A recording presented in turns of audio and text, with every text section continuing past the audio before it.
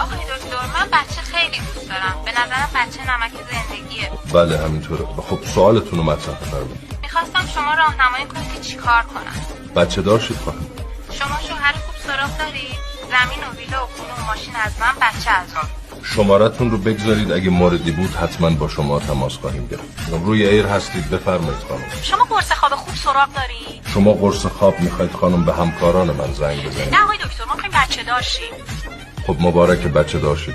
آخه ما یه بچه دیگه هم داریم. خانم شما باید خونتون رو عوض کنید، باید 2 خوابه بگیرید. روی ایر هستید، بفرمایید. آقای دکتر من یه پسر 10 ساله دارم، دنبال یه الگوی مناسب براش می‌گردیم. شما پدرش رو الگو قرار بدید. آخه باباش دوسته. خب یه کس دیگری رو الگوش کنید خانم. میشه شما الگوش بشید؟ من الگوش میشم. مادر بیا هم الگو رو نگاه کن بیا. من الگوتم نازنین، من الگوتم عمو جان. سلام آقای دکتر. آقای دکتر شوهرم خیلی بد دهنه، همش فحش میده. خب تو هم فحش بده. خب بلد نیستم آقای دکتر. خب یاد بگیر. خب خجالت میکشم. خب طلاق بگیر. آخه ما از اون خانواده‌اش نیستیم.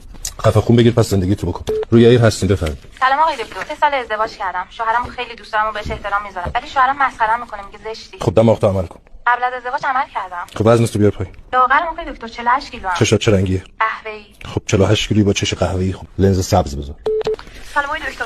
5 سال ازدواج کردم، تا یه بار نتونستم 2 کلمه گوشه رو رو حرف بزنم. هی میگه اس ام اس بده، چت کن، تلفن بزن. خب اس ام اس بده، چت کن، تلفن بزن. خسته شدم آقای دکتر. خسته نباش. جان. سلام آقای دکتر.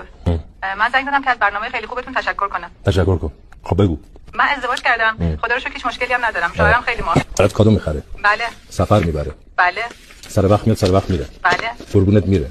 بله. خب از طلاق بگیر. چرا آقای دکتر؟ بالاخره یه غلطی داریم میکنیم ما مردا که انقدر باج میدیم. جانم. سلام آقای دکتر. وقتتون بخیر. وقتتون بخیر. جانم. آقای دکتر من یه نامزدی دارم که 2 ساله که با هم هستیم و اینها، خیلی هم دوستش دارم، بهش احترام میذارم، براش هدیه میخرم، سفر میبرمش، همه کار براش میکنم. فقط احساس میکنم که دوستم نداره. چند سالته شما؟ من 29 سال. ببین بعضی چیزا هست عزیزم که حضوریه. باید بیا اینجا مشاوره حضوری بدم. من الان به همکارام میگم که شمارت رو بگیرم. امری. خیلی ممنون جناب دکتر. حرف میزنیم. با امید دیدار. اینو وصل کن آخری رو. الو. سلام آقای دکتر. جان دلم.